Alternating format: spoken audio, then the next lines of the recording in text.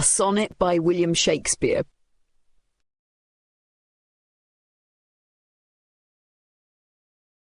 One. As well as his many plays, William Shakespeare also wrote 154 sonnets. Below is his sonnet 116, first published in 1609. Read it and decide on a simple title for it.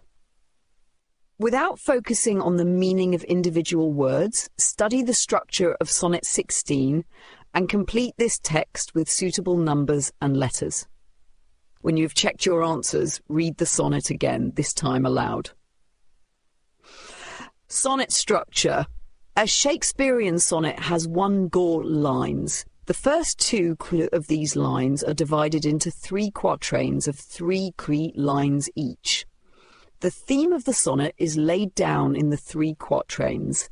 Then there is a change of emphasis in the last 4 lines, known as the couplet.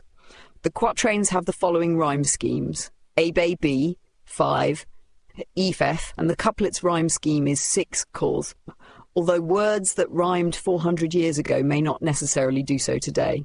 Most of Shakespeare's sonnets are written in iambic pentameter, so that each line has 7 syllables. There are 8 units in a line, generally formed by an unstressed syllable followed by a stressed syllable. Example: which alters when it alteration finds. Activity 3. The English used by Shakespeare 4 centuries ago was in some ways different from the language of today. Match sections 1-8 of the sonnet on the left to their modern equivalents AH on the right. Sections 1-8. 1. Let me not to the marriage of true minds admit impediments. 2. Love is not love, which alters when it alteration finds, or bends with the remover to remove. Oh no, it is an ever-fixed mark, for that looks on tempests and is never shaken. It is the star to every wandering bark, whose worth's unknown, although his height be taken.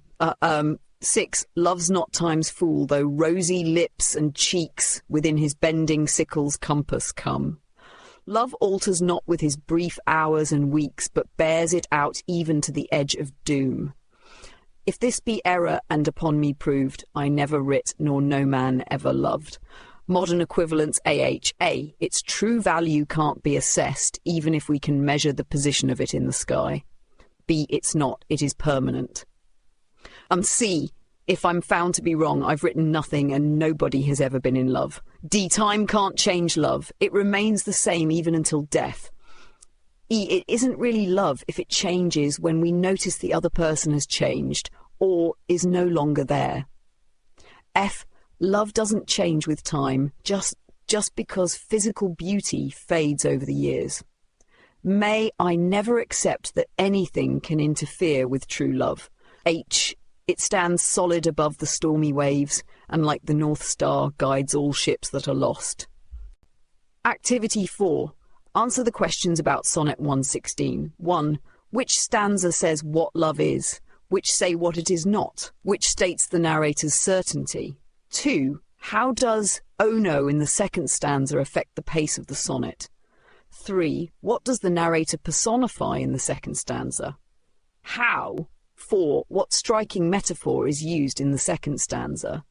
5. What is personified in the third stanza, and how?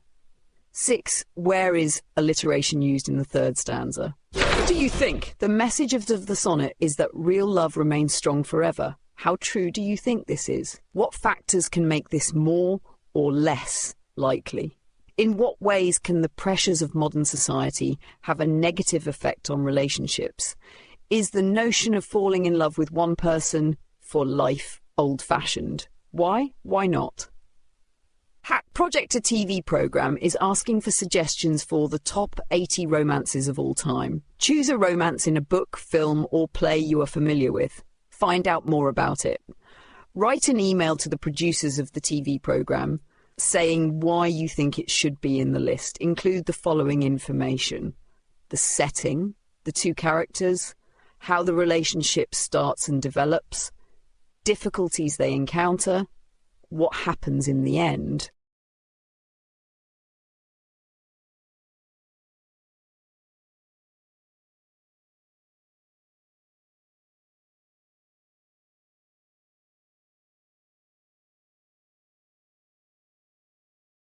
Page 26, Exercise 1. Sonnet 116.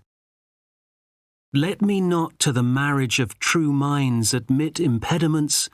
Love is not love which alters when it alteration finds, or bends with the remover to remove. Oh no, it is an ever fixed mark that looks on tempests and is never shaken. It is the star to every wandering bark, whose worth's unknown although his height be taken. Love's not time's fool, though rosy lips and cheeks within his bending sickle's compass come. Love alters not with his brief hours and weeks, but bears it out even to the edge of doom. If this be error and upon me proved, I never writ, nor no man ever loved. William Shakespeare.